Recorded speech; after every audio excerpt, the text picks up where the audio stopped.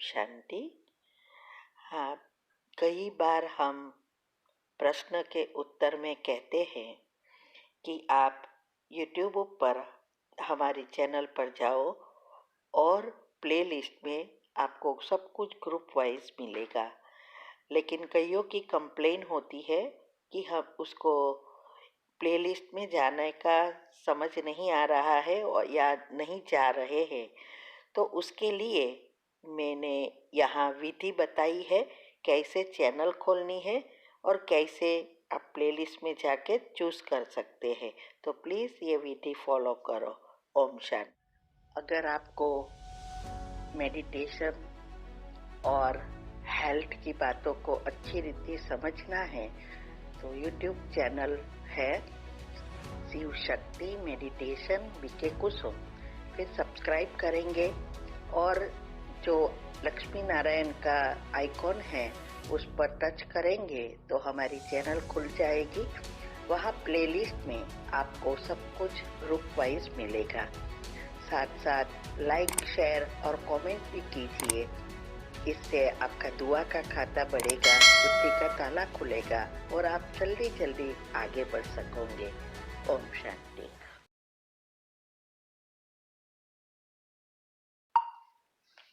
ओम शांति। आपका प्रश्न है, कई बार मुरली में आता है कि यज्ञ में एक ईंट भी दान करोगे तो तुम्हें 21 जन्मों की बादशाही मिल जाएगी। इसका अर्थ क्या है?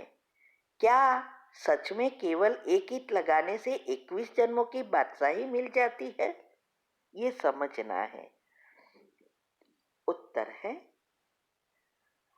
ये भगवान का यही कहने का भावार्थ है कि अभी जब परमात्मा इस सृष्टि परिवर्तन के कार्य के लिए आते हैं और उसके कार्य में हम जो भी कुछ करते हैं, 7 पत्ते का जो बिल्ली पत्र है और 11 है, वो सब चीज इस यज्ञ के लिए महत्व की है। तो इसका पहले भक्ति में जब थे तो एक का एक मिलता था और वो भी आत्माओं के साथ हिसाब किताब बनता था। इसीलिए दान का बहुत महत्व है कि भाई गुप्त दान चाहिए, किसी के लिए किसी को मदद करना ही भगवान की सेवा है, ऐसा बिलीव करते हैं। कहीं मंदिर में कुछ हम देते हैं तो ऐसा सोचते हैं भगवान के लिए किया। तो ये सब और सबसे महत्व का बताया है गुप्त दान।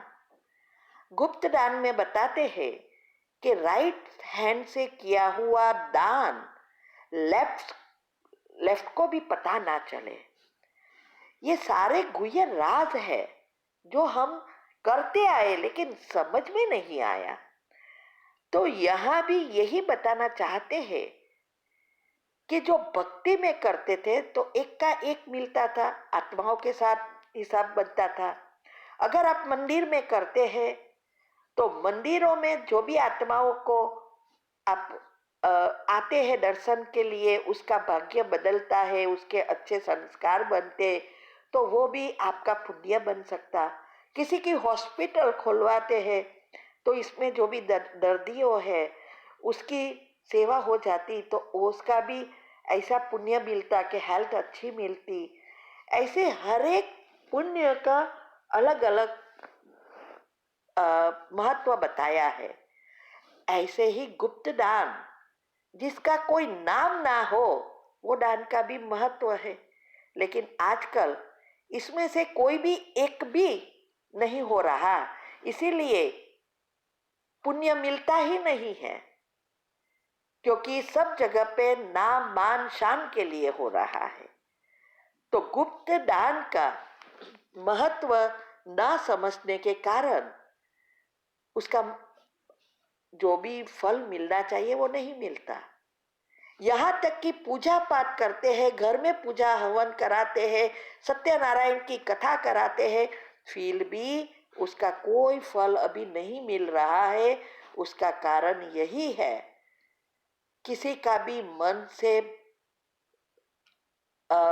भावनाएं निकलती ही नहीं है, ना कथा करने वाले की, ना कथा सुनने वाले की, या ना कथा करवाने वाले की। किसी का भी मन बैठता ही नहीं है, तो भगवान के पास तो पहुंचेगा ही नहीं। आजकल ऐसा हो गया है, भगवान सुने या ना सुने, लोगों को पता चलना चाहिए कि हम कैसी भक्ति करते हैं, कैसे दान करते हैं, कि कैसे हम हवन करवाते हैं, कितने पैसा खर्च करते हैं।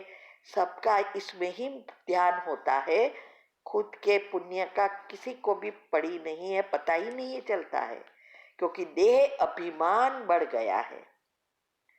तो राइट को ना पता, सॉरी, राइट का किया हुआ लेफ्ट को ना पता चले, ये तो बात कहाँ की चली गई। तो ये अभी की ही सब बातें हैं। कौन कितना करता है भगवान के लिए, सारी दुनिया भगवान से मांग रही है, और स्वयं भगवान हम बच्चों से मांग रहा है।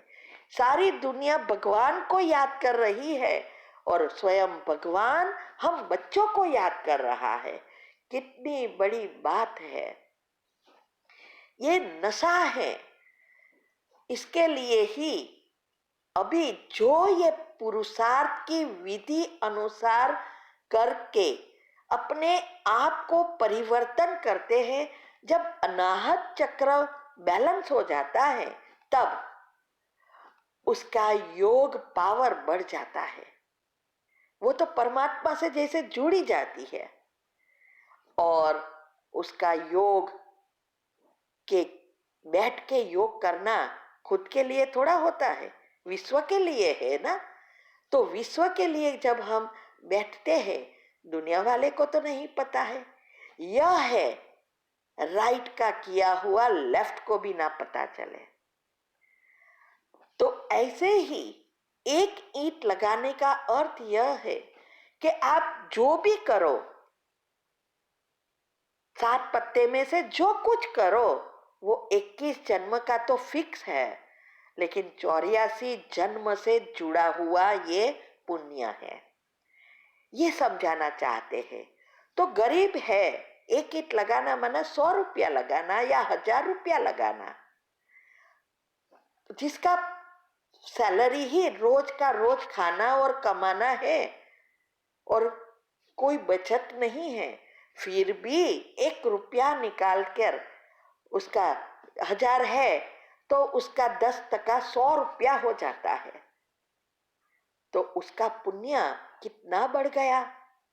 वो ऐसा पुरुषार्थ करता है, इसमें से समय नहीं निकाल सकता, लेकिन चलते फिरते पॉजिटिव बन जाता है, तो उसका कितना पुण्य बनता है।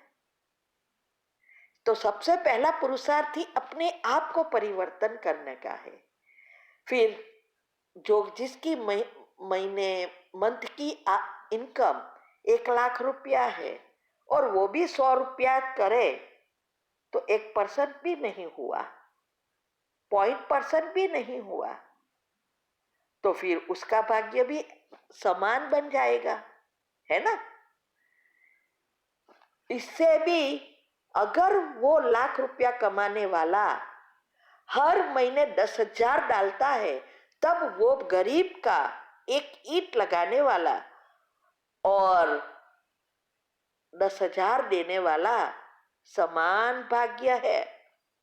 इसमें भी ईंट लगाई, 10,000 निकाला, दिया, भाग्य बना, लेकिन साथ में पुरुषार्थ अगर गरीब का ज्यादा है, तो वो राजा बन जाता है, और ये उसके यहाँ नौकर बन जाता है, क्योंकि पुरुषार्थ नहीं है, सिर्फ पैसा दिया।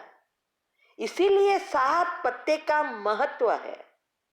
वही पद्मा पदम सौभाग्यशाली बन सकता है। इसीलिए कई बार मुरली में आता है, चाहे महारथी है, चाहे पुरुषार्थी है, चाहे सरेंडर है, चाहे छोटी बहन है, चाहे बड़ी बहन है, चाहे गृहस्थी है, कोई भी हो, उससे कोई पुण्य बनता नहीं है। कौन कितना पुरुषार्थ करते हैं उस अनुसार भाग्य बनकर पद मिलता है। इसीलिए भक्ति मार्ग में कई चीजें होती है कि एक सिर्फ रोज का काम करने वाला, हथौड़े लगाने वाला